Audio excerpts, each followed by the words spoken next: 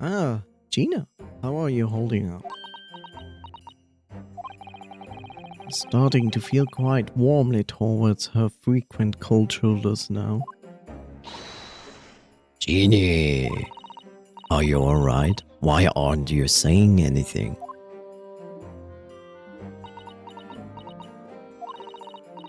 What's the point, eh?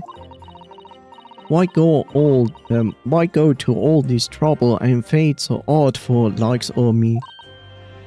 What? Oh, you saw it, the picture. What picture? Ah, you mean this? The photo taken by Hurley's red-handed recorder.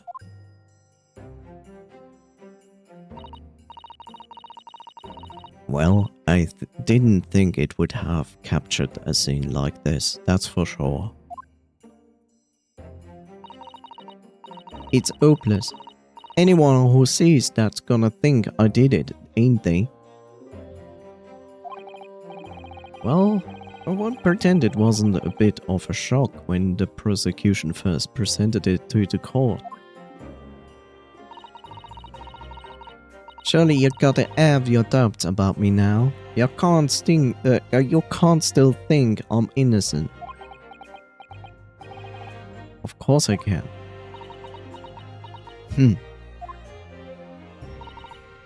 Jeannie, why don't you talk to us? Tell us what really happened that night. Eh? Runas cleverly managed to piece together a lot of new information, but still, we'd really like to hear it from you. Also, I'm in the wrong category. Which is great. I just noticed.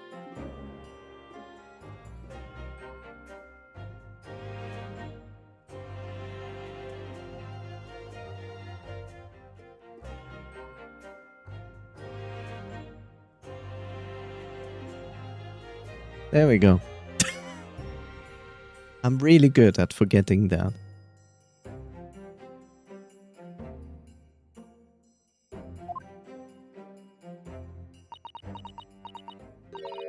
Alright then. It was after we had dinner together at your place, right, Iris? Then we all had a chat up in your office, didn't we? Yes, I remember.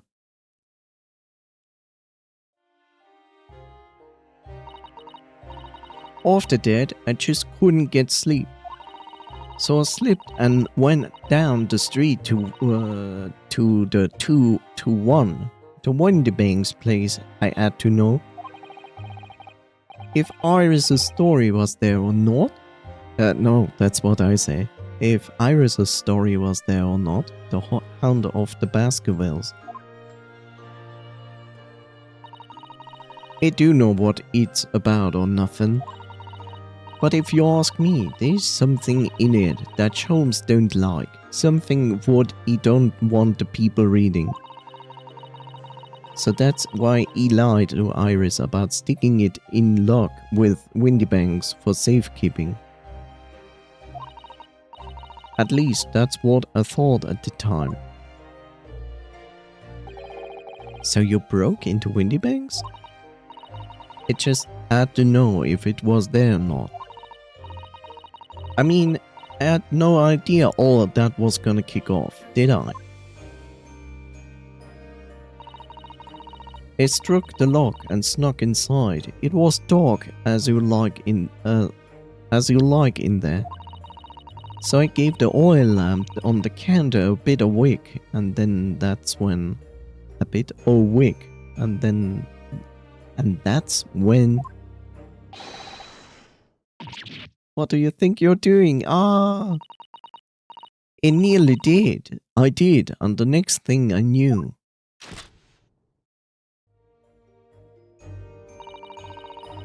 It grabbed the gun off the counter and was waving it in the air like I do know what.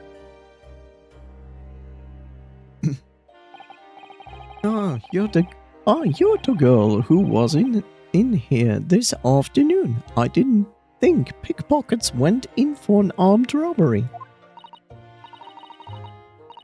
The mantle script. Have you got it there?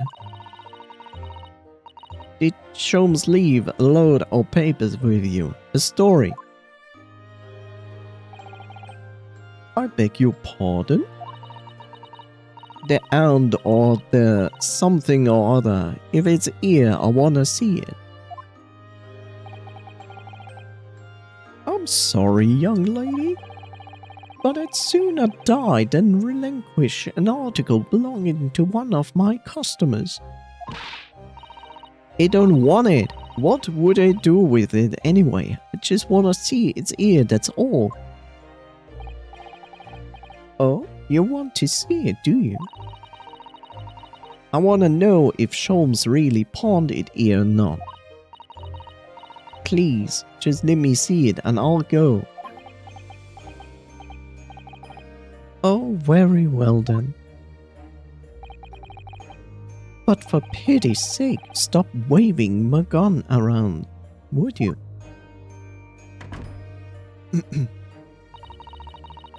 So then the old cove unlocked the storeroom door and we both went inside.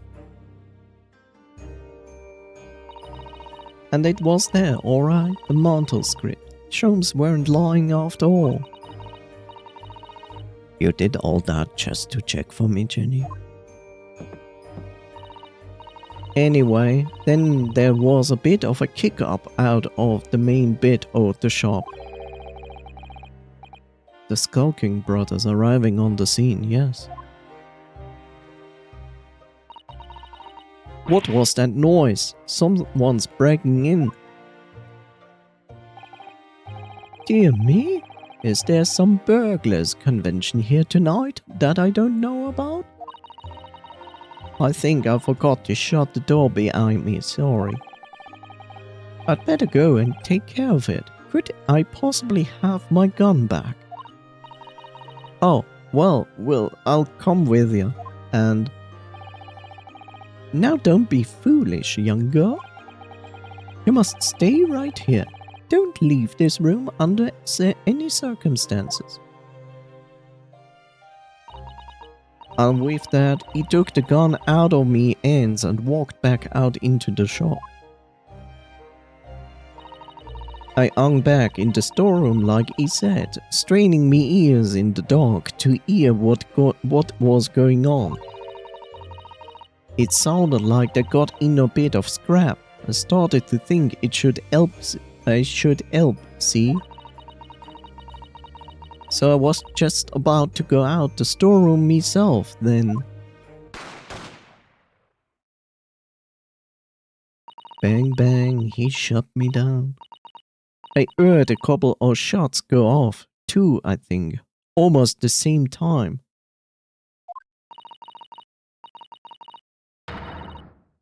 And then he was right at my feet, lying face down on floor. I was right next to the storeroom door, so I slammed it, shut and locked it quick as I like. Because you thought whoever had shot Mr. Windybank might come for you? Yeah, so I went to grab the old calf's gun. I figured I would put up a fight at least. But when I got a better look at him, I knew.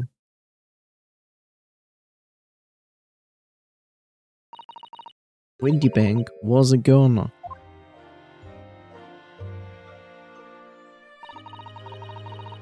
I felt funny in me at all of a sudden, kind of dizzy. And after that, I don't remember nothing. That must be when you passed out, Gina. If I hadn't done what I'd done, the old calf might still be alive. Did you tell the police everything you just told us? Course I did, but they didn't believe a word of it, did they? All they said if I kept telling lies it would make things even worse for me.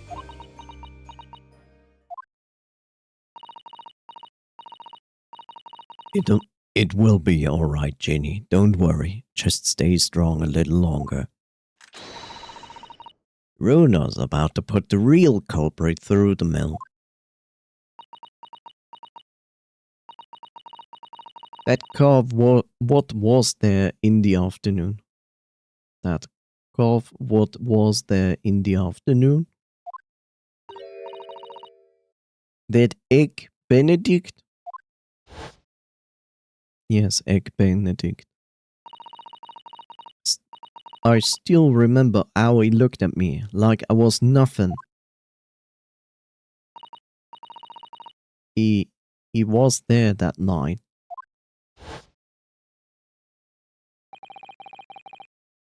We don't know his real name yet, but I'm convinced that he's involved somehow. Anyway, thank you for telling us what happened, Gina. I appreciate your honesty. Your what? You can't leave it all to Runa's capable hands now, Ginny.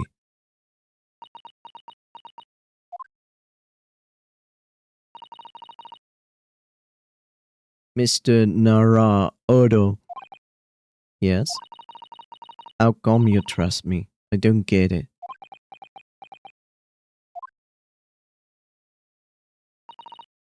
I mean, have you forgotten what happened before?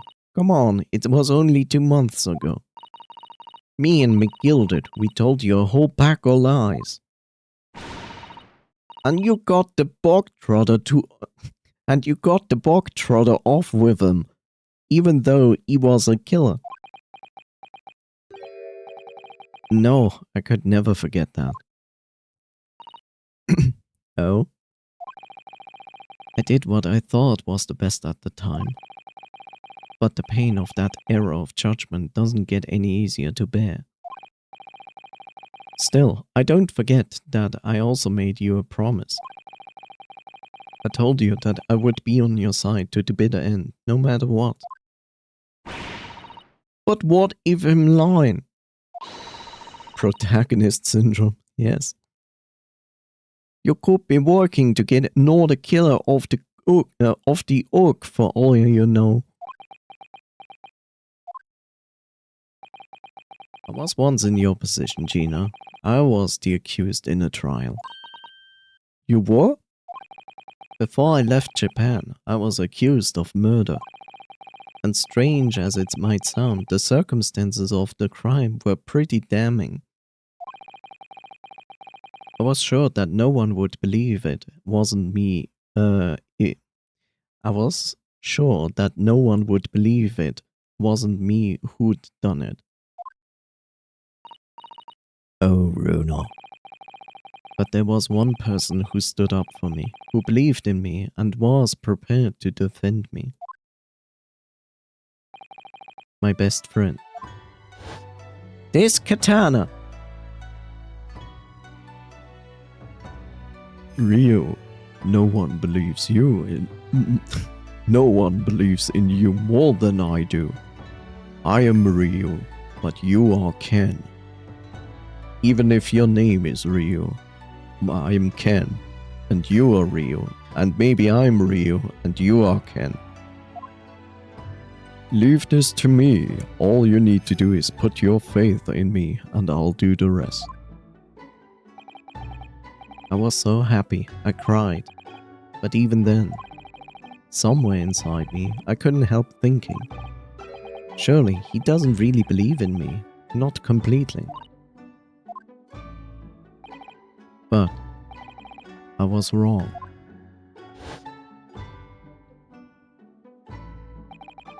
As soon as my trial began, it was obvious that he had an absolute unwavering belief in me.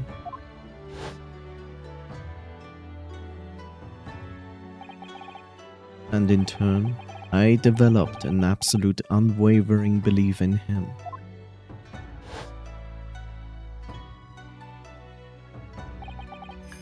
Since then, I came to realize If you want someone to believe in you, you have to believe in the other person first. What are you saying? I promise you, Gina, that no matter what happens, I'll keep believing in you. So you don't need to worry. I won't let you down.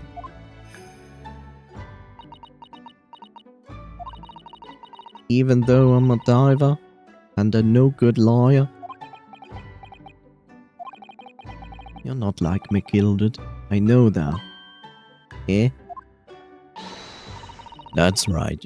You're our friend, Ginny. Iris, we know you're better than you think.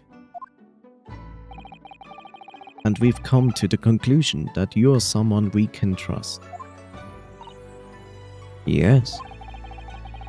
That's really what we need to know. That's really all we need to know. Exactly. Mr. Nara Odo, I...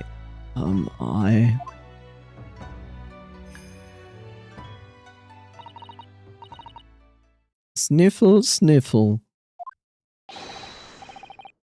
Defendant Gina Lestrade and her legal representative.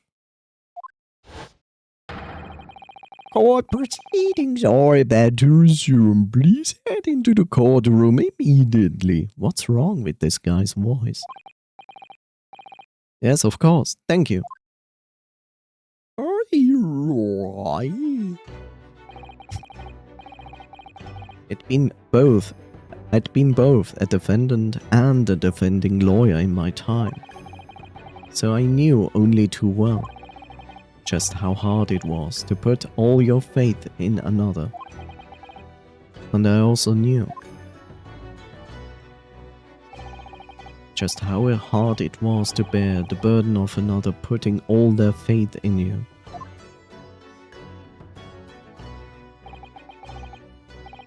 This is it, at last. The final chapter, the final battle, the last case of the first game. Wish me luck, Susie, and I hope you're watching over me, too, partner.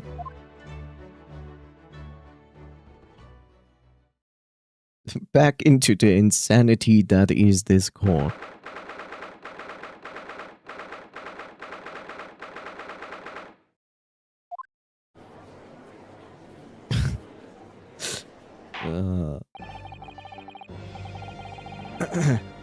I hereby call this court into order as we resume the trial of Miss Gina Lestrade. Lord Von Six, have you successfully Why is this?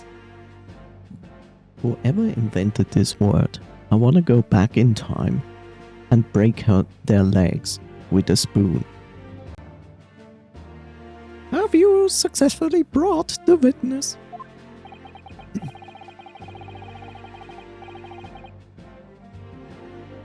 The letter was delivered to the communication station where the man works immediately, my lord. However, the heavy rain has delayed the arrival of his carriage, it would seem. I see. Rain. That never happens in the UK. Yes, never ever happens.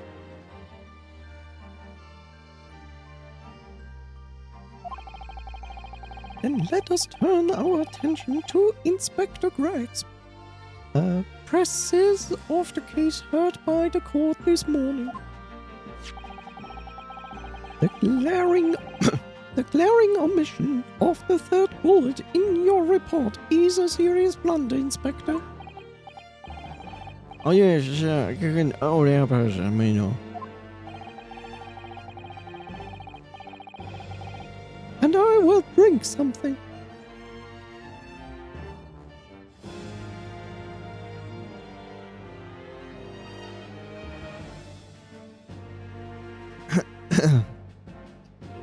And although the defendant's chemical analysis of the blood at the scene makes for a compelling argument, it cannot permit such an untried method. I cannot permit such untried methods to be used as evidence in my courtroom, making this case more complicated than it needs to be. It's a big mistake to cross Hurley and me. A very big mistake. We will murder everyone in this room. Except you, Runo. Milord!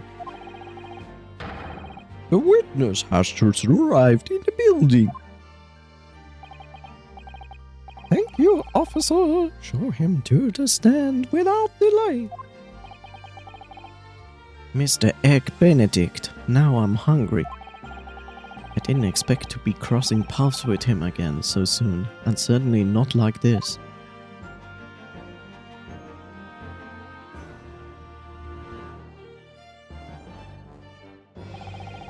Thank you for complying with the court's demand at such short notice, sir.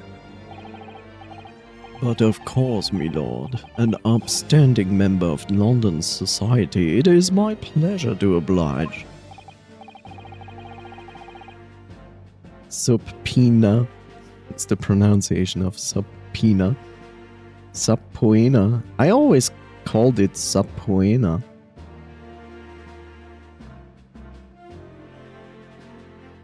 I also don't like this word. It's unnecessary complicated. But thank you for telling me. Now kindly state your name and occupation for the record. Yeah, it's a stupid word. I agree.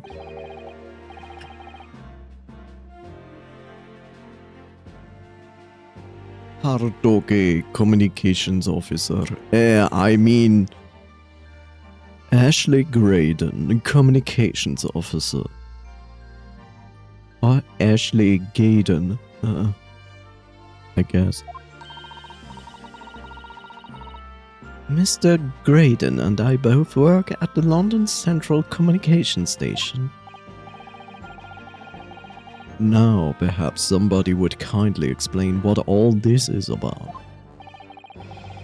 We were apprised.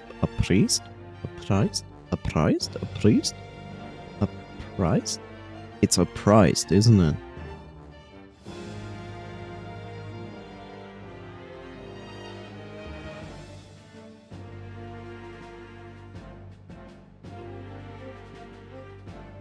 Enjoy this voice.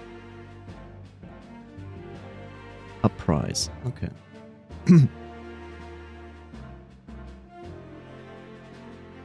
You were apprised of the situation by the court officer on your way here, I presume? Yes, I was.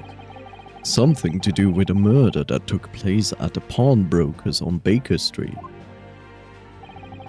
And some nonsense about me having been there on the night in question. That is the accusation, indeed. This really is beyond a joke, you know? Very well. Without further delay, the court will hear your testimony now, Mr. Graydon.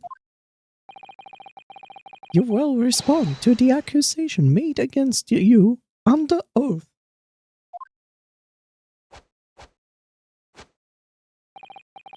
Gladly, my lord, gladly.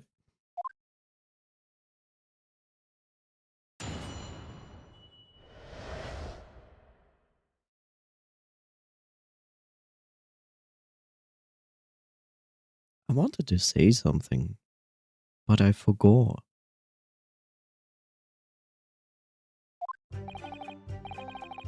Naturally, I have occasion to make use of pawnbroking services from time to time.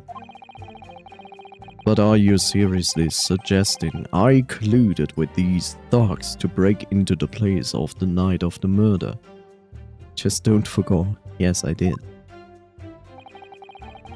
I have no intention of admitting to such outrageous accusation. Such an outrageous accusation. Even if certain parties here were present claim that my ketchup was found at the scene. Some scaramouche detectives' homebrewed tincture can be hardly taken as serious evidence. You don't have to say this because we already established that it will not be taken as an evidence in this court, but good job.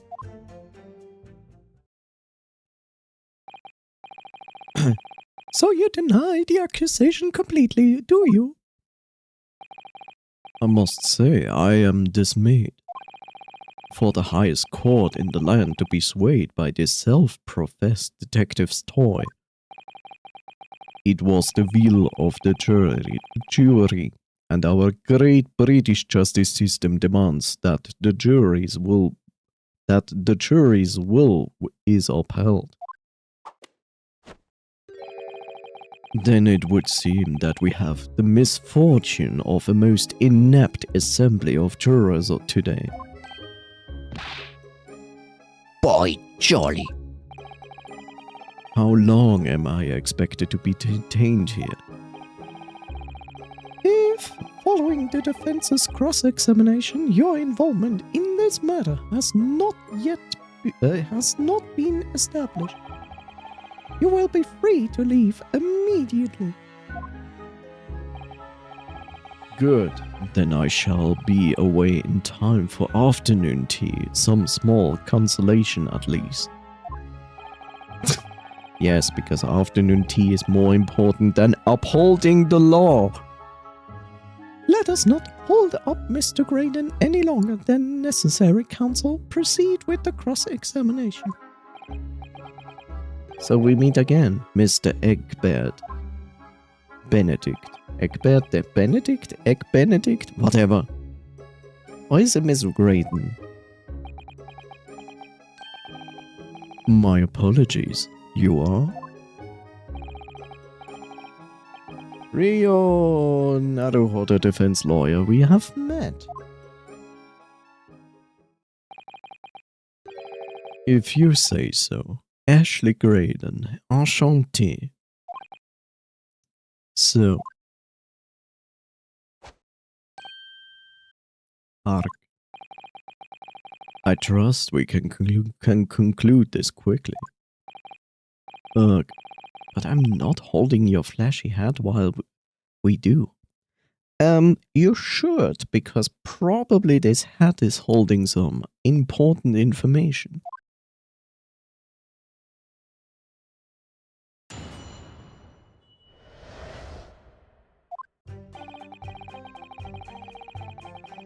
Hold it!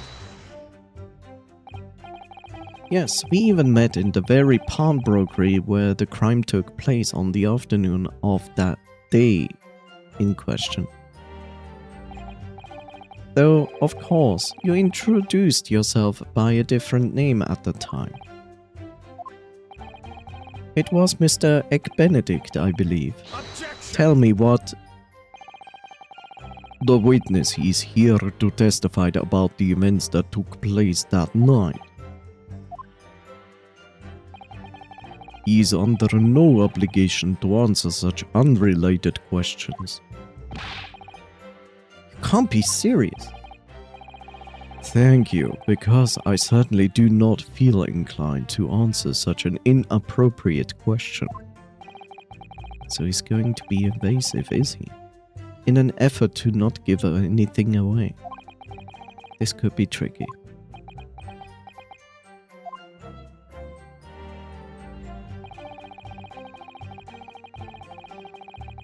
Hold it! Have you seen these two men before? This pair? No, I don't associate with criminals. Said by a man who introduced himself as Egg Benedict. I'd like to know who I have to thank for this. Who made this outlandish accusation against me? The young lawyer there in the black. This is a farce. Whose idea was it to permit an outsider to work in a British court anyway? Let's be a little bit racist. Well, needless to say.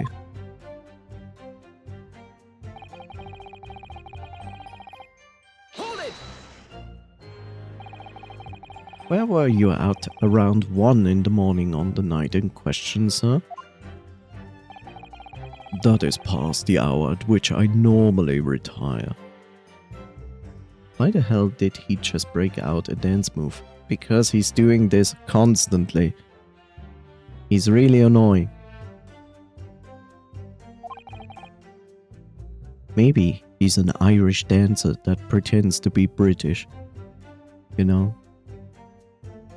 Lord of the Dance. Certainly.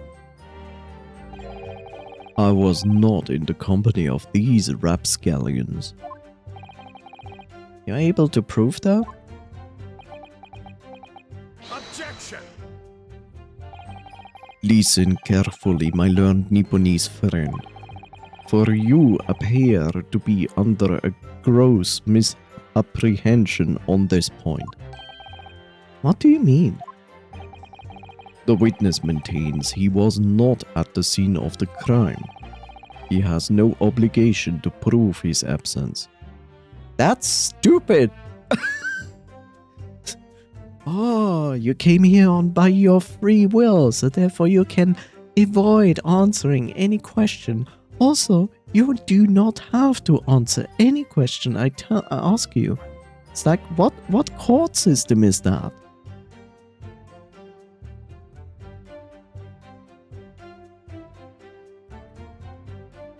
But thank you that you come in by your own free will. By this, you have by law the ability to not answer any question, lie as you want to, and leave when you feel free.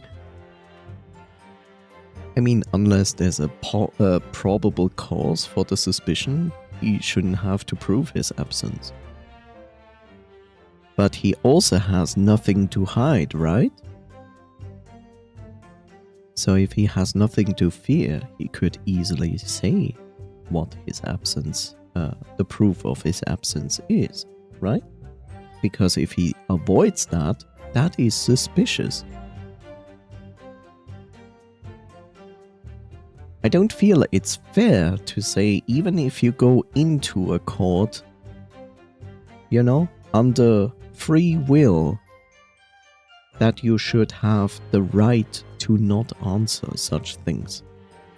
Lawyers are sharks. Or Dracula, or vampires. Mostly vampires. In your accusation is that the witness was present at the scene. The obligation lies with you to prove your assertion. You will fulfill that obligation before putting any more unreasonable questions to the witness.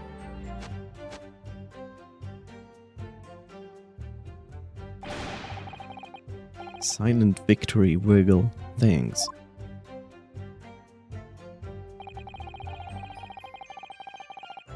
Hold it! Ketchup was found at the scene of the crime. There's no question of that.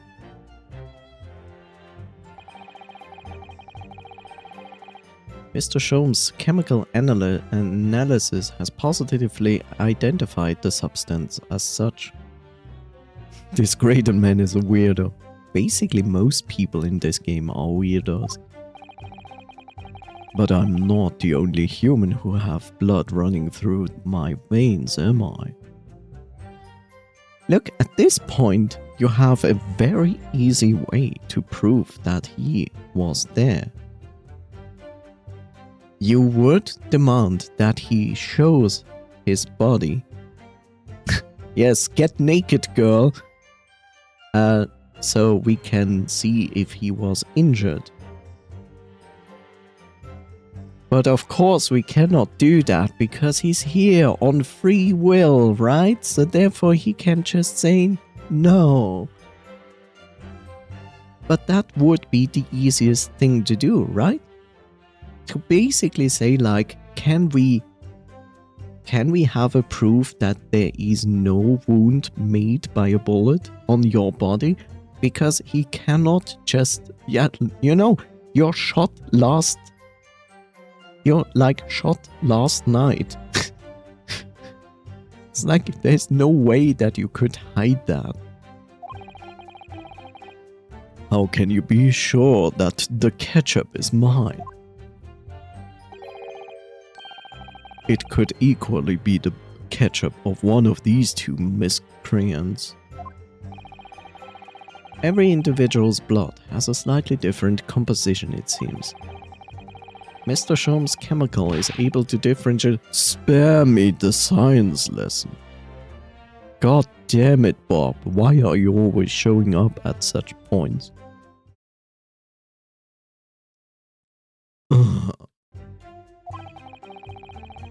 Who is this Sholmes character anyway? Oh, I assume all Londoners would know the name. He's a renowned detective. He asked though. So even you are unable to bring yourself to say great detective. A great detective, you say? Now we're in the realm of fairy tales, are we?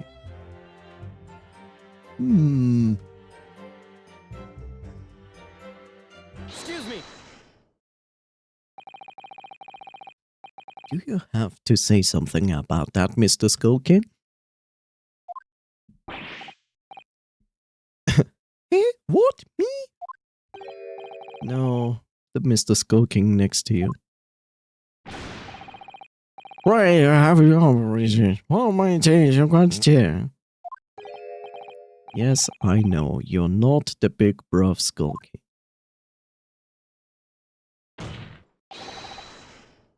Mr. Nash Skulking.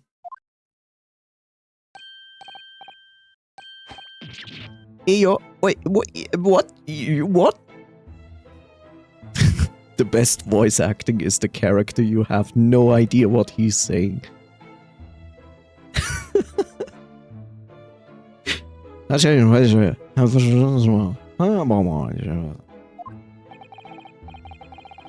it not the case that when Mr. Graydon just spoke, a thought went through your mind? Would you care to share that thought with the court and the class?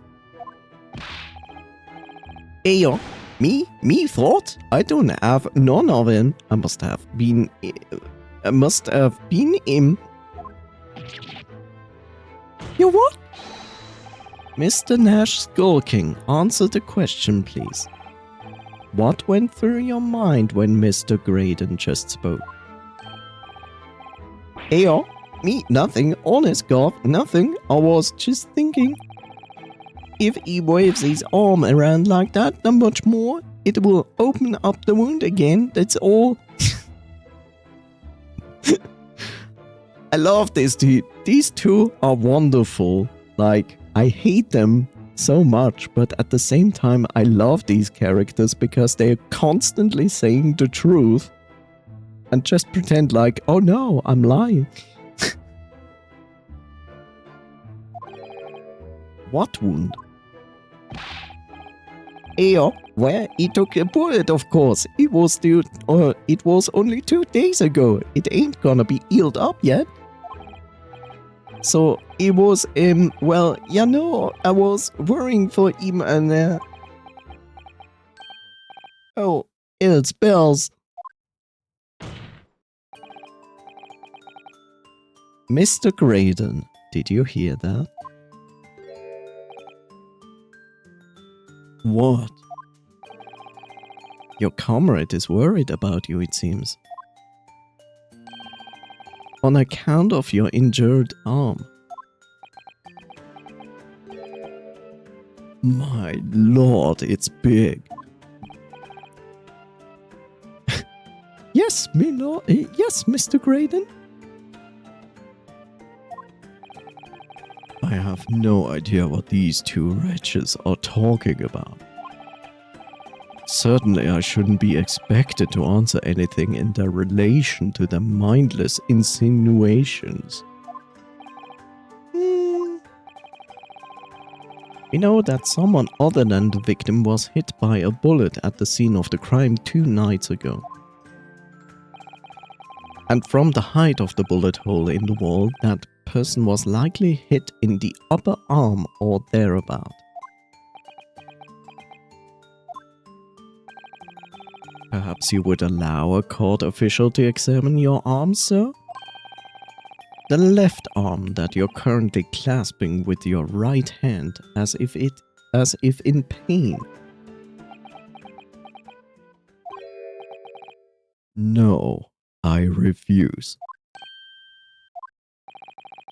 You have shown no evidence whatsoever that links me to these common thieves. Yes, this is our link. Accordingly, I am not obliged to permit any such invasion of my privacy. Oh no! As I've already said, I'm completely uninvolved in all of this. A suspect just said you were linked, sir? I've never had anything to do with the pawnbrokery where this fellow was killed whatsoever. I take offense at the insinuation that I was in any way involved. You claim to have had nothing whatsoever to do with Mr. Windybank's pawnbrokery? My lord, the defense would like to ask the last statement to be added to Mr. Graydon's formal testimony. Very well, counsel. Continue with your testimony, Mr. Graydon.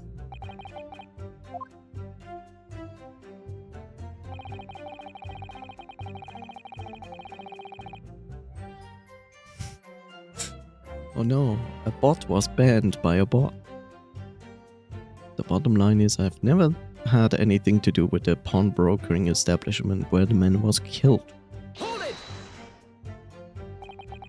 Never had anything to do with it? You forget that I was there, Mr. Graydon, on the very afternoon of the incident.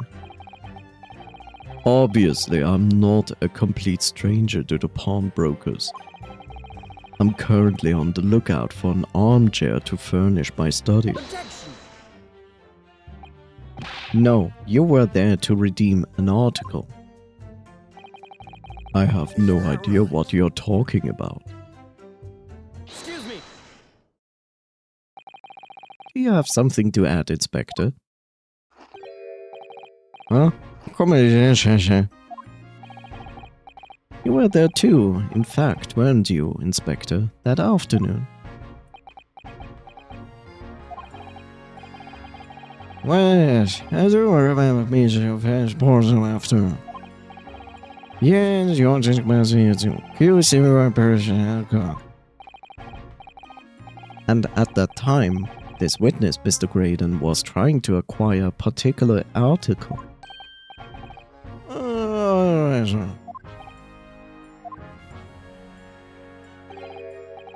Oh, I don't remember that.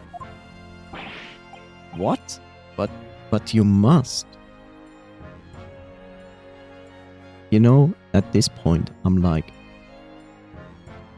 he was there, Rex was there, Susie was there, but Susie is not here anymore. Iris was there. Mr. Sholmes was there. It's like we have so many people that can prove that he was in the pawnbrokery trying to get an article there. Gina was there.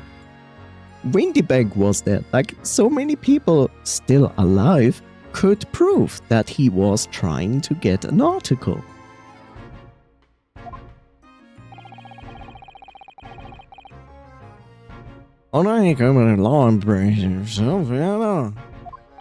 Wow, he's lying. I have the feeling that these four are actually all brothers. And he's doing this for family. Rexy showed us a picture before, didn't he? You know, from the cameras that Hurley installed in Windy Banks. Yes, of course. Indeed. And the gentleman pictured bears a striking resemblance to the witness, I must say. Yeah, and we have literally proof that he was there. Exactly, which proves that Mr. Graydon was in the shop on the afternoon in question. At no point have I denied that fact.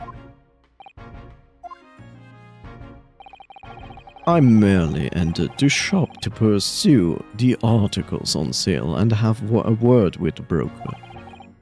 Nothing more.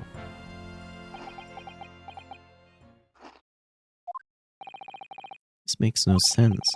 I understand why Mr. Graydon might be trying to cover his tracks. But why would Greggs be trying to avoid giving testimony about what happened? That's all he's going to say on the matter, is it? What do you think, Rona? I think he has no intention of telling us anything. He's well aware that the less he says, the less chance he has of giving himself away. The complete opposite of Hurley, then. He seems to think that the more he says, the better. Well, at least I managed to prise a little more information from the witness's lips. All thanks to the Skulking brothers. Yes, they were the key to it after all. So he says he had nothing to do with Windy Banks. Well, we know that's not true. Perhaps now would be a good time to have a proper look through the court record. Good idea. You never know what tiny scrap of information could become a valuable weapon.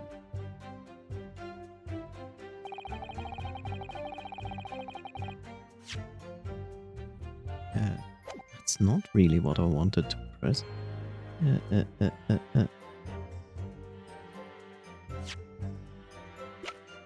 But we literally looked at everything as... Okay, 1 second.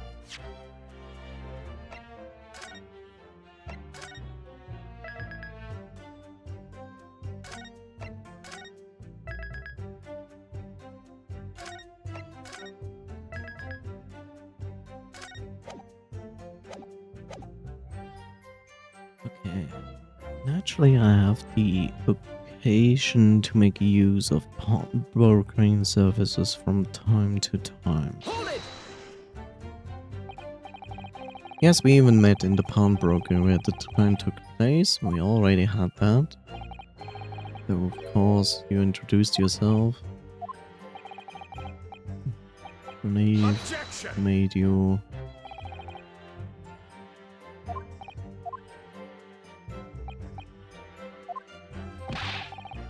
Be serious. Thank you.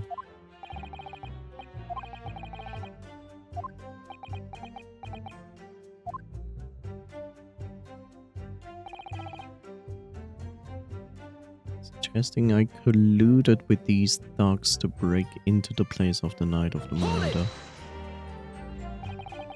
Have we seen these two men before? The pair? No.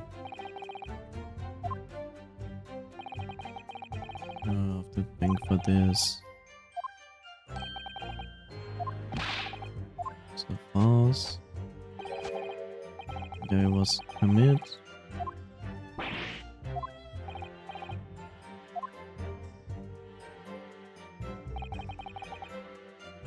No intention of admitting to such outrageous accusations.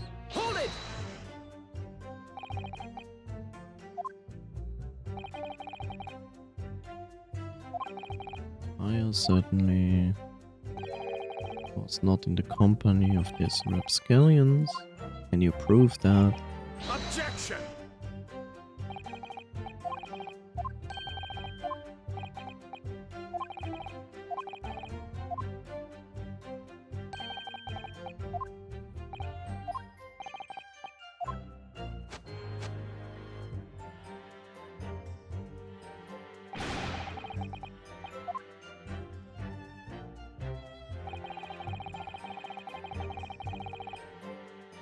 Hardly be taken as serious evidence. Hold it! Don't forget, Mr. Helmsholtz most. Don't forget, sir, that Mr. Helmsholtz is the most famous detective in the world. And the most famous detective in the world tells the truth, the whole truth, and nothing but the truth, Oh no, I can't think how to answer that. I once saw the world's most famous swindler thrown into jail. He allegedly told the truth, the whole truth, and nothing but what turned out to be a pack of lies. Quite now, as you are no doubt aware, the Central Communication Station is the heart of this country's information network. My work there is of paramount importance, and you have kept me from it for long enough already. Bottom line is I never had anything to do with the pawnbroker. I've never had anything to do with the pawnbroking establishment where the man was killed. That we can prove is a lie.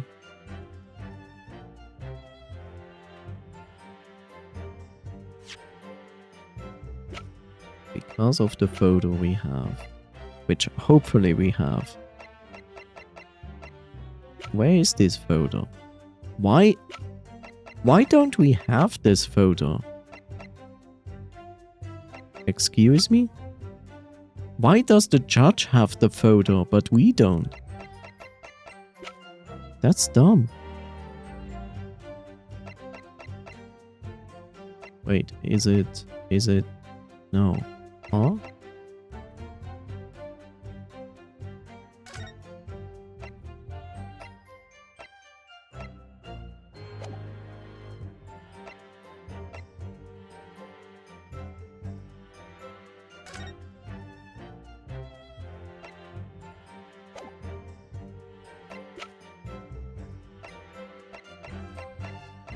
Why? Huh? Why is the court holding a photo back? That's stupid. Why does the court have a photo we have not access to? Hold it! I don't accept that. Never had anything to do with it? You forget that I was there, Mr. Graydon, on the very afternoon of the incident. Obviously, secrets. Not secrets, like deaths that work against me. Objection! I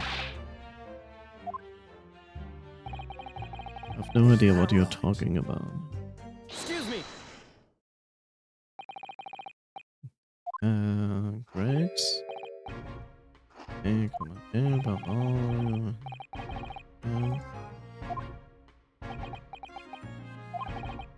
Well, yeah.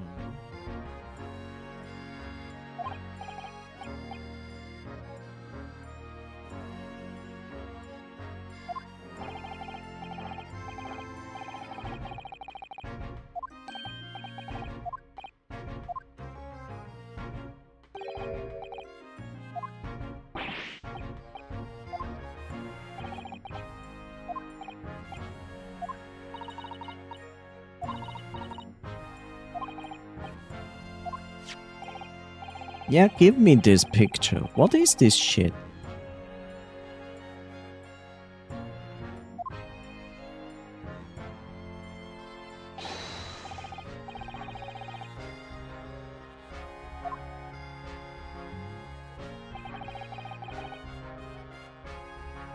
At no point I have denied that fact, except what is leading us to this here was exactly where he denied that fact.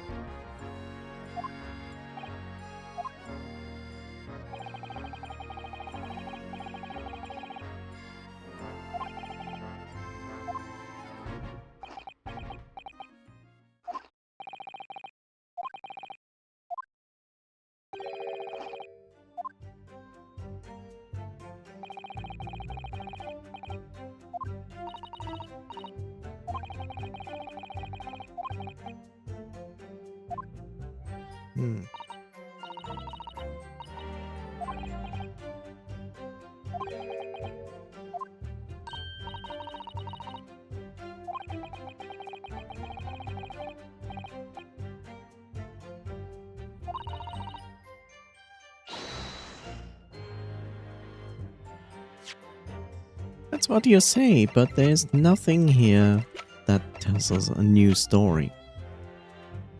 Okay, let's read the descriptions, because usually the descriptions are the giveaways. A projectile we discovered lodged in Mr. Sholmes' pouch. It's caused one of the fires to explode, injuring Mr. Sholmes. Pouch Mr. Sholmes was wearing around his waist. At the time of shooting, one of the glass fires smashed, and there are scorch marks around it. The metal disc used to play music in a music box, the smear of blood on it turned green.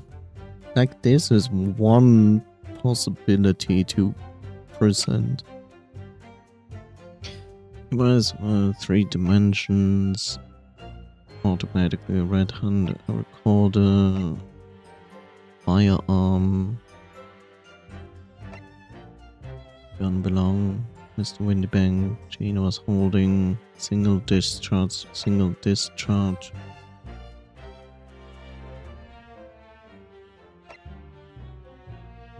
And brokery, relative position, storeroom. Scotland Yard coroner confirms death to a single bullet. Contains an article about government secrets being leaked. McGilded's case. The unfinished story. The blood analysis. Redemption ticket issued from the pawnbroker owned by the victim, Mr. Windybank. Blood on it has been identified as Mr. Mason's. Gina's papers. Redemption ticket from the pawnbroker owned by the victim, Mr. Windybank, in the form of some handwritten notes on the back of the photograph. And there's the cat picture. Okay, the only thing is I have an idea, but I'm not sure if it works. Naturally, I have occasion to make use of pawnbroking services from time to time. That's not a lie. But are you seriously suggesting I colluded with these thugs to break into the place on the night of the murder? We do? We have no proof, though. Have no intention of admitting to such outrageous accusations. Some Scaramouche detectives' homebrewed tincture can hardly be taken as a serious evidence. Bottom line is, I've never had anything to do with the pawnbroking establishment where the man was killed. See? He literally denies it here. Like, I've never had anything to do with the pawnbroking establishment where the man was killed.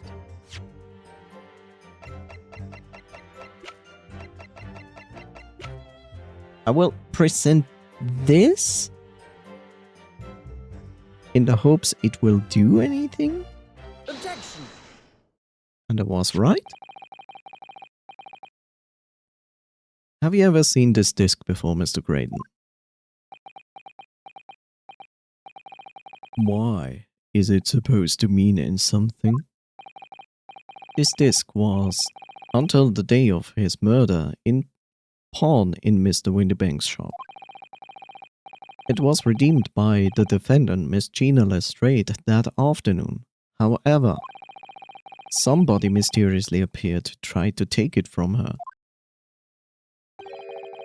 And that somebody was you, of course, wasn't it, Mr. Graydon? As I have reiterated numerous times now, you are mistaken. That was not me. I've never seen that disc before in my life. It may have escaped your notice, but there's a small smear of blood on the disc. I'm sorry, ketchup. Oh yes, resulting from an abrasion of the thumb, perhaps? That's right. The surface of the disc is covered in hundreds of tiny metal bumps. In the skirmish to acquire the disc, the thumb of the person who tried to take it suffered minor lacerations.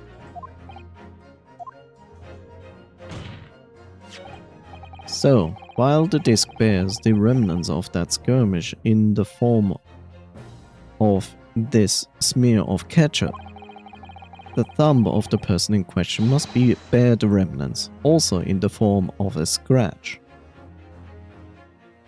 Which I can just gently say, no, you cannot look at my thumb because it's an invasion of my privacy. Smile. Good gracious, indeed it must. Mr. Graydon, you refuse to allow the court officer to examine your arm before. Are you now going to refuse to allow us to examine your thumb? Because I have no doubt that it bears a small scratch consistent with the smear of ketchup on this disc. Well, well, well. This isn't the cutest chat on Twitch TV. It would seem I underestimated you. What is the meaning of this? So you admit it now. You admit you have a scratch on your thumb from when you attempted to take the disc from the defendant?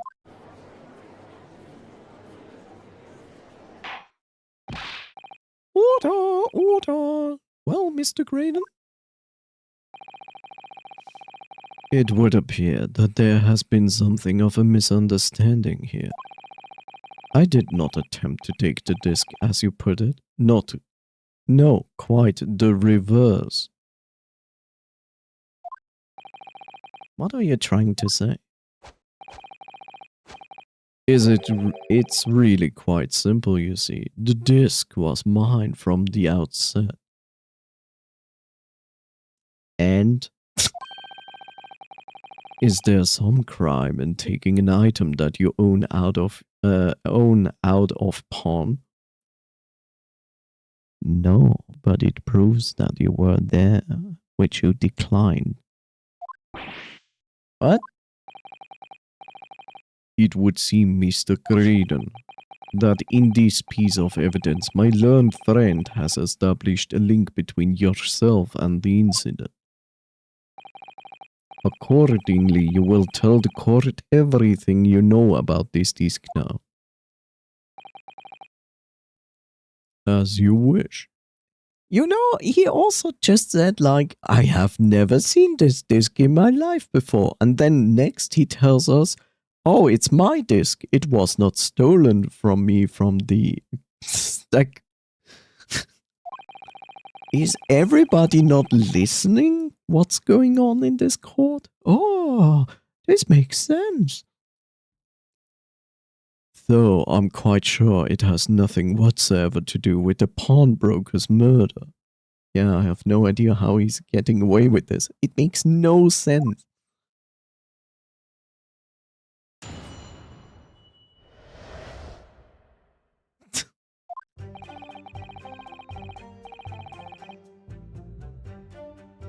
Despite that I have never seen this disc before, there's actually a note on the disc that says for McGilded, but the item belongs to me. The redemption ticket was stolen from me by the accused, that filthy gutterling, on the day in question. I proceeded at once to the shop in order to explain my situation and redeem my article. In the end, of course, the disc that I have never seen before was taken by the police. In other words, I had absolutely no reason to break into the shop later the same night.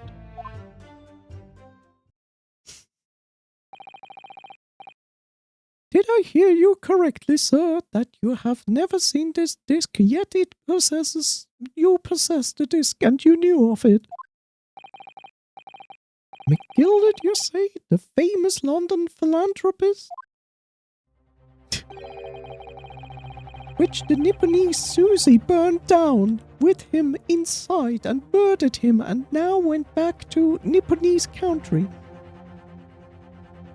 Who perished in a very cold room 2 months ago after acquitted of a distinctly messy murder. Yes, my lord, that one and the same. Good Lord, Mr. Graynon. Are you saying that I need to drink something?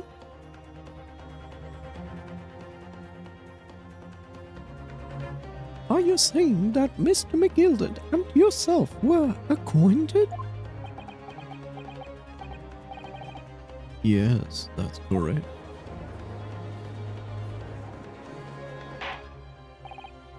Order! Well, I certainly didn't expect to hear that name uttered here in my courtroom again.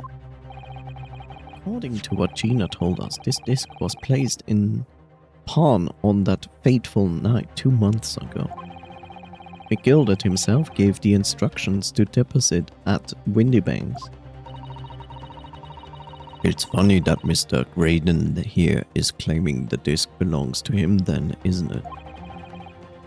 In all likelihood, he's lying. So he appeared that afternoon at Windybanks in order to get his hands on on McGilded's disc for some reason. Counsel, you will commence your cross-examination, please.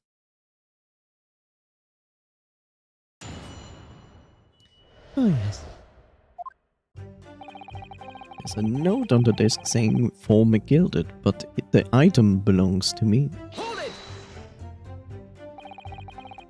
Would you care to explain how it belongs to you?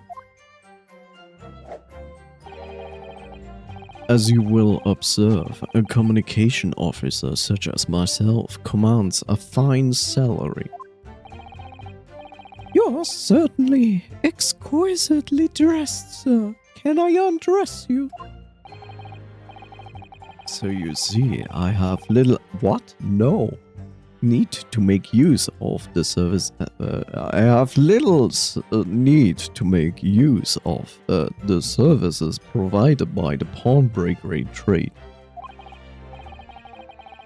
However, I did once find myself in difficulties having misplaced my purse whilst on an errand. Misplaced my purse. It's basically a nice way of saying I got mugged. Which is why I pawned my fine black overcoat to the broker in question.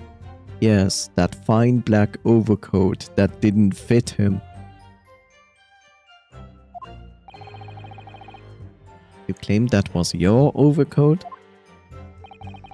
Obviously. And in my haste, I clean forgot that the music box disc was in its pocket. And yet there is a note on it that reads for McGilded. I am a collector of rare and unusual music box music. Unusual music box music. Yeah. Makes total sense. I first met Mr. McGilded at the Gentleman's Club in the city and was interested to discover that he shared my penchant in that area. So the disc in question Is a pre-production sample. I promise to let Mr. McGilded hear it. Why I'm talking like... I promise to let Mr. McGilded hear it. But then you forgot that it was in the pocket of the overcoat you were forced to pawn. Yes, exactly. Gina didn't mention any of that in her testimony 2 months ago, did she? No, because Mr. McGilded had threatened her to keep her mouth shut. Which means that if we dig too deeply here, it's going to expose Gina's perjury. Oh dear, this is complicated, isn't it? Let's leave it alone for the time being. The redemption ticket was stolen from me by the accused at Filthy Guttling on the day in question. Hold it! So you're saying that Miss Lestrade lifted the ticket from your pocket or bag? That's right. Despite being mindful of danger when walking in the insalubrious areas her kind frequent, Objection! Miss Lestrade did no such thing. Well, of course you would take her that stance, but the girl is a regular offender. You came to the pawnbrokery that day prepared with all the information you needed to identify the defendant. You were looking for her, that's what brought you to Windybanks. To get your hands on Mr. McGilded's disc. Objection! My learned friend is a very veritable font of nonsense. Not nonsense? I concur with the prosecution. Counsel, you will refrain from conjecturing in this way. Is that clear? Yes, my lord. Then I will continue with my testimony for what possibly use it can be. Possible use it can be. I proceeded at once to the shop in order to explain my situation and redeem the article. Hold it! Had you ever been to Windybanks before? Only once for the purpose of pawning something, but like many, I enjoy browsing in such establishments.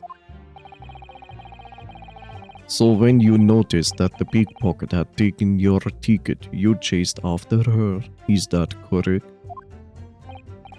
Yes, that's right. I didn't notice at first, of course. Such is the art of pickpockets. But when I did, I headed to the pawnbrokery at once, in order to reclaim my coat before the thief could. I was merely trying to recover what was rightfully mine in the first place. He can say what he likes because he knows we have no evidence to contradict him on this. In the end, of course, the disc was taken by the police. Hold it! Yes, it was taken by Inspector Greggs, wasn't it? That's right, this was the very man. Apparently the police are collecting anything that has a connection to Mr. McGilded as evidence. Excuse me! Something wrong, Inspector? The last remark Mr. Graydon made in his testimony seemed to trouble you in some way.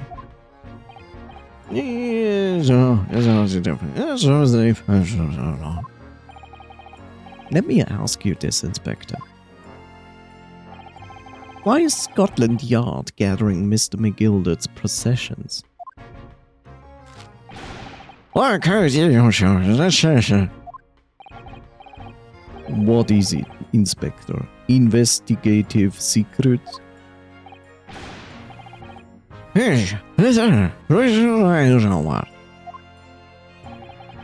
Magnus McGilder, who died so unexpectedly after his trial 2 months ago.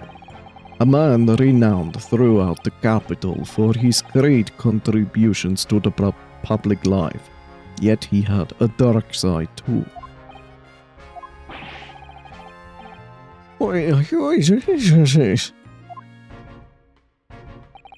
I suppose the police are dealing with the aftermath of this of his nefarious activities, are they?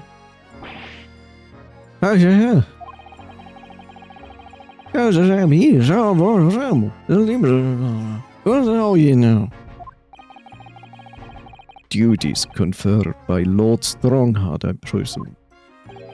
The Lord Chief Justice and Knuckles appears to have great faith in you, Inspector.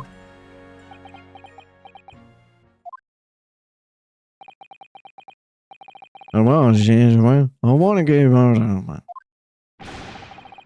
You guys really know how to paw print first. Wow, paw print, cool. Can I poke the beans? What's all this about? Paw print. It's like there's something going on between Greg's and Lord Van Six here. Well, it would appear the inspector has revealed all he is at liberty to reveal. Haha! Mr. Graydon, let us return to your testimony. Gladly, my lord. In other words, I had absolutely no reason to break into the shop later the same night. Hold it! But perhaps you would seen something of value among the forfeited items? No, not at all. Oh. A valuer was brought in by the police to assess everything in the shop. Without exception, every article on the shelves was common or garden bric-a-brac. Bric-a-brac. In that case, it's clear that you broke into the shop later that day in order to recover Mr. McGilder's disc. Have you not been listening, man? Even if I had wanted to recover the disc.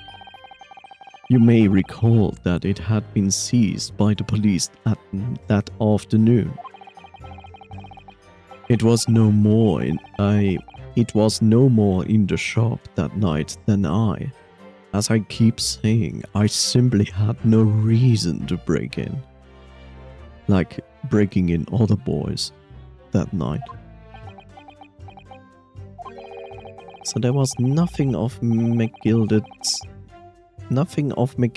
left in the shop that night. Nothing this man might have been after. I wonder if that's really true. I love cake. Runa, if you have some evidence, then let him have it. I'm dying to see that irritatingly assured expression of his crumble. Gilded slipped the disc into his coat pocket and had it deposited at Windybanks. Then, when he realized he was going to be arrested on suspicion of the omnibus murder, he threatened Gina and forced her to take the redemption ticket. There's no doubt about it that the witness is lying through his pearly white teeth. The police were obviously after anything left behind by Miss McGilder as well. That's why Inspector Gregs ended up taking the disc into custody that day. But Grexy being very strange about all this. There must be a reason for that, I'm sure. I just don't know what it is. Now I need to focus on exposing the fact that Mr. Braden is lying in his testimony. Easier said than done, actually.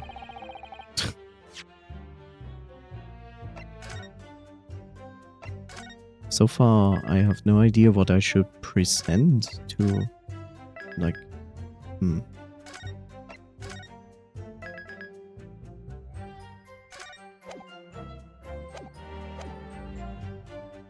There's a note on the disc saying, for McGilded, but the item belongs to me.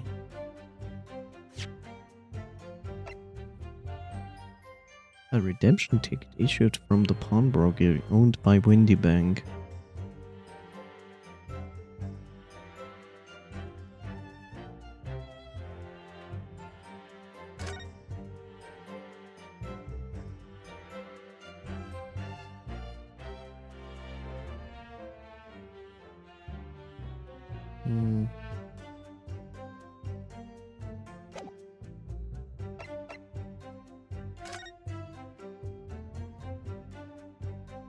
One gentleman's overcoat, £1.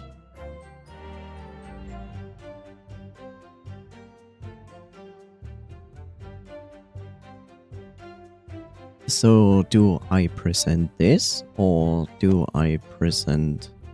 Let's try that. Objection! There's clearly something odd about this statement. Okay, it's wrong.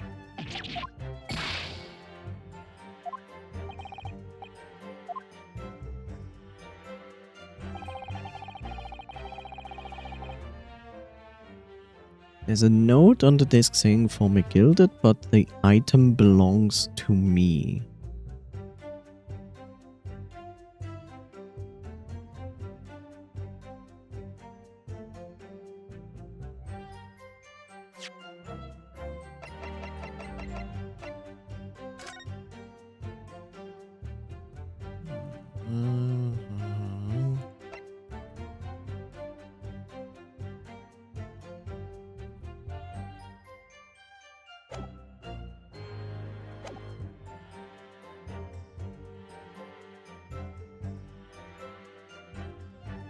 Item belongs to me.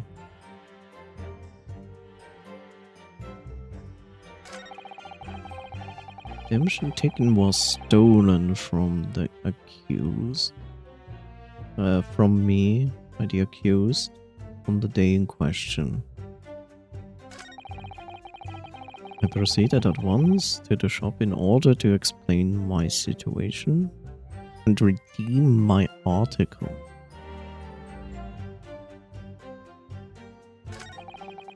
In the end, of course, the disc was taken by the police. In other words, I had absolutely no reason to break into the shop later that same night.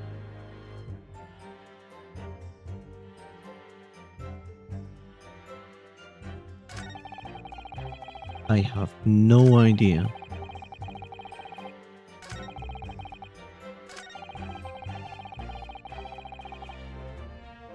The only thing that comes to mind is like this, and then basically this. Objection! It's gonna be wrong, isn't it? Okay, it's wrong.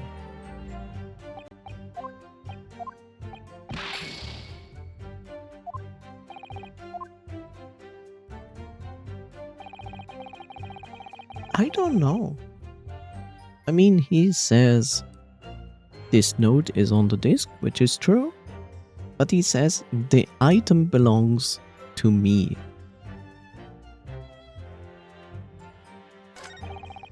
The redemption ticket was stolen from me by the accused on the day in question.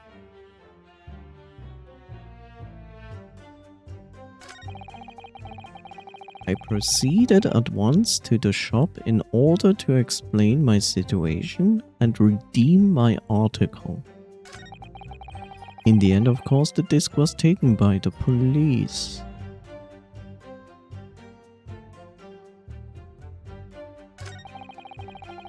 In other words, I had absolutely no reason to break into the shop later the same night. Why would he be there?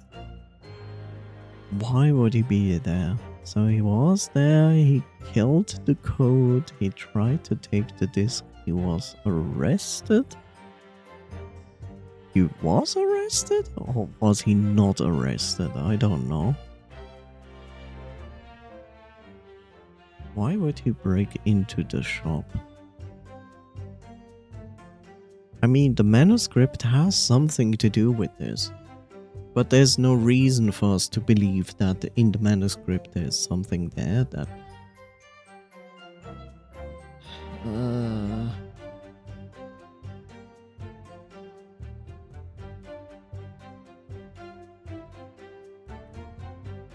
Had no reason. Wait.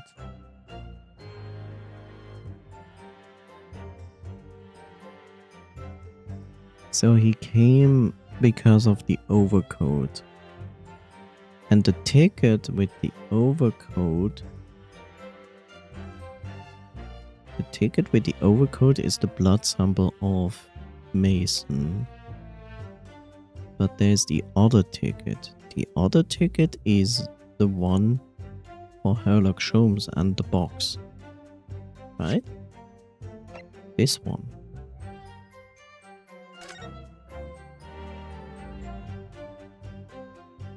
But this is McGilded, right? I can't read this. One small box.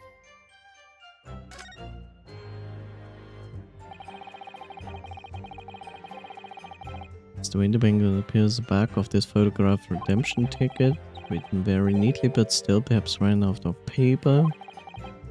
Hard to know what the front and what the reverse side is now. One small box.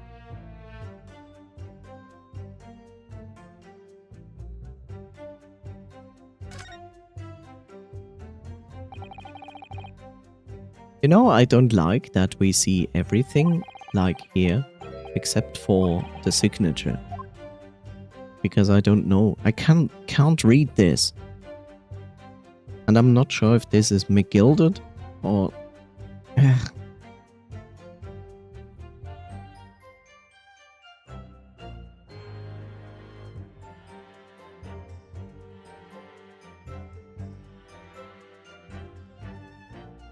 What was this? Like one small box basically is the box where the manuscript was in, right?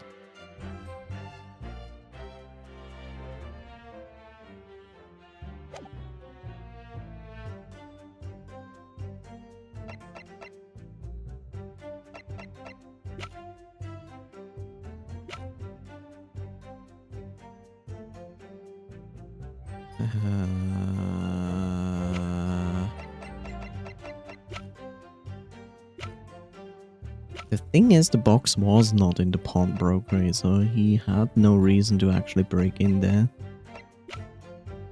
So what did they want? Did they wanted this?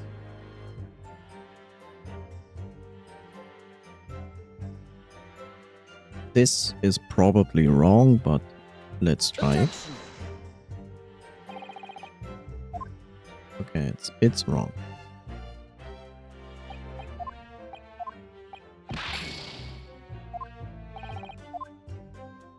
I have really absolutely no idea. No clue at all.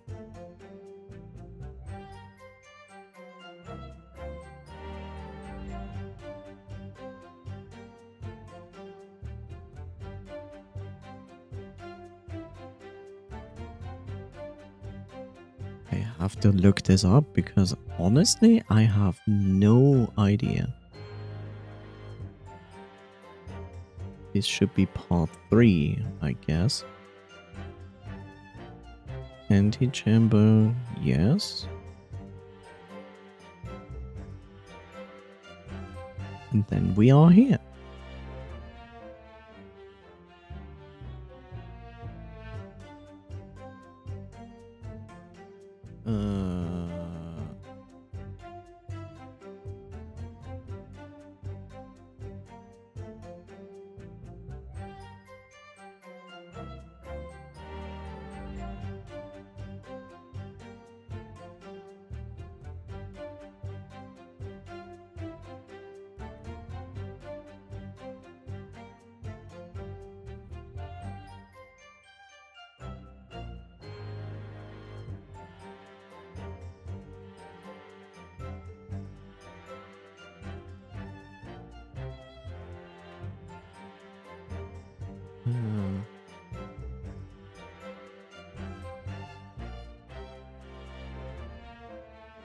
Oh, huh?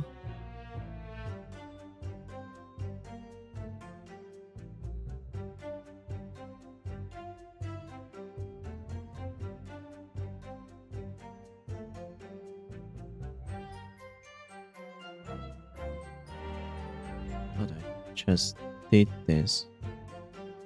Right? I just did this.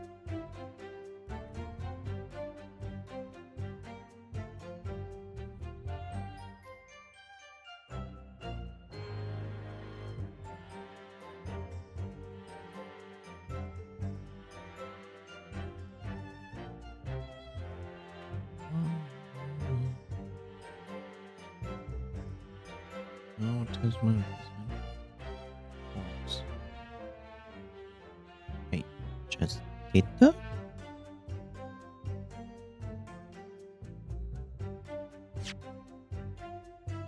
It tells me that I should present this. Didn't I just do that? Objection! Okay. Or maybe I did it with the first one. Whatever. This disc was deposited at Windybanks on Magnus McGilded's instructions. You knew that, and you went with the intention of obtaining it for yourself. Objection! Conjecture again. And in any case, the disc was taken into custody by the police that afternoon. The witness had no reason to visit the pawnbroker again that night. Objection! Sorry, my learned friend, but that's not true.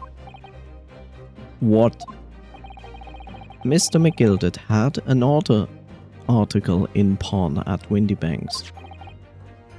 As this second pawnbroker's ticket proves. Oh. There were 2 articles belonging to Mr. McGilded in Windybanks pawnbrokery. And the reason you broke into the shop that night was to recover the second one. Together with your 2 accomplices, the Skulking brothers.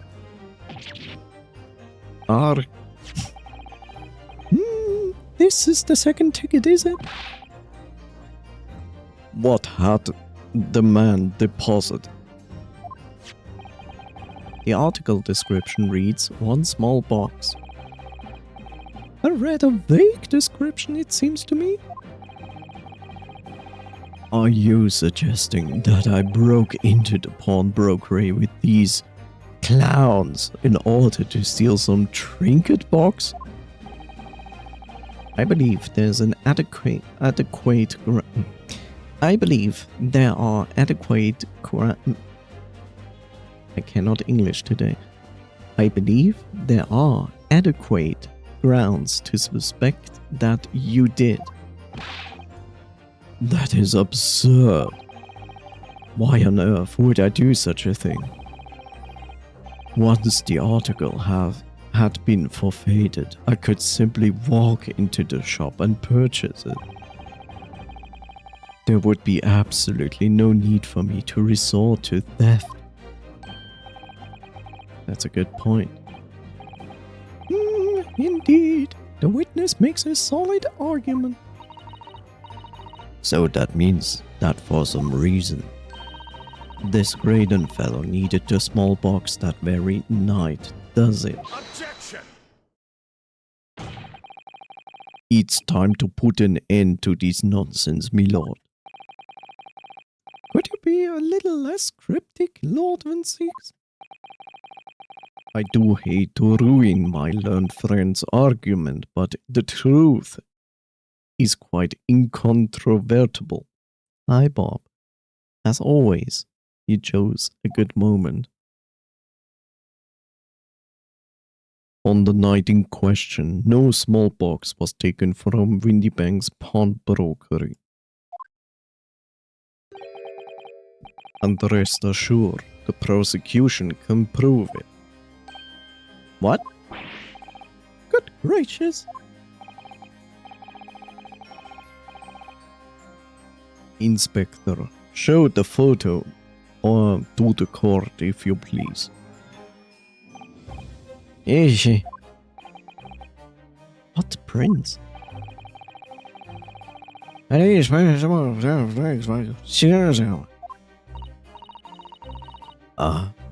red-handed recorders again. As previously explained, using this plan of the shop layout,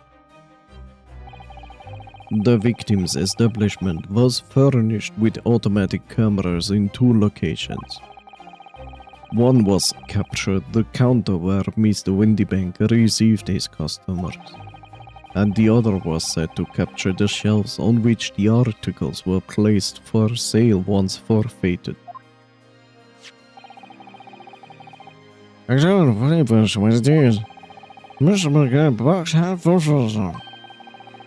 Jesus, vad var det egentligen? Vad för bäst? Vad är det som kommer en chef? Jag får visa vad chaufför. Nej, det var precis för att jag får kul på arbetstiden. Det är jag det är precis.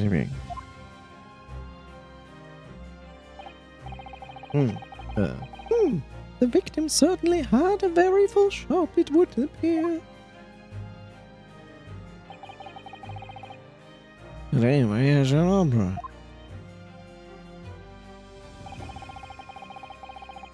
Det var för internet. I see. So we have 2 pictures to compare.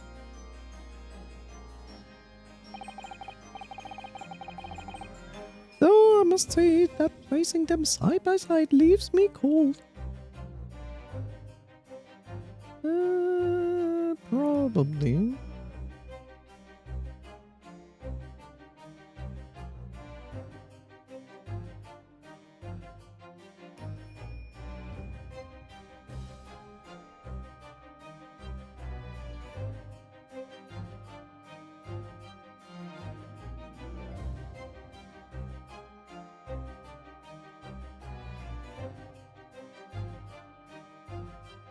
Yeah, nothing changed.